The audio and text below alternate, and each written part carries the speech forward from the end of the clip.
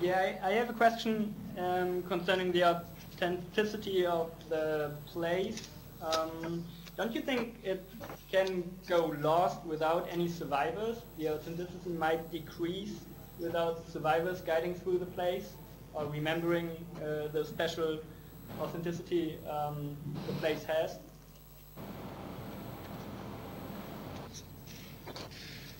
I answer directly. Yes, yes, please.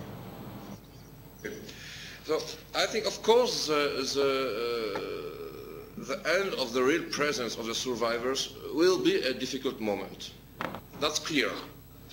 Emotionally, it will be very, very hard because all the groups, let's say, not only all the groups, all our pedagogies was focused on the testimonies of the survivors, of the real contact with survivors from many, many, many years.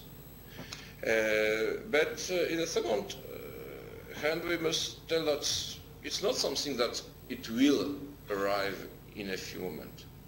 Now, I must say there is a few groups that are accompanied by survivors during the whole visit of Auschwitz. Visiting Auschwitz and Birkenau, it's take, I don't know, 8, 10 kilometers maybe. Not all the survivors that are approaching 90 years old are able to go all along this way with groups. I remember 5 and 6 years ago, the majority of groups was coming with survivors. No, now it is not this case. So I think that we must recognize that the survivors did their part of the job, and they did it perfectly. After 20 or 30 years of silence for the majority of them, at the end of their life, they started to speak, to come, to meet the young people, to read books, memories, and we have in the entire world hundreds and thousands of those testimonies, books, diaries.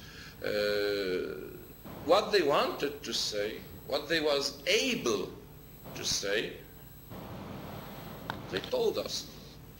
So I think we must preserve those words, and we must preserve, let's say, their sensibility of this place. It's something, of course, very, very hard, but it's ask us to be more focused also on the authenticity of this place, because we have only the words of the survivors, merely, and the authentic place, and nothing others.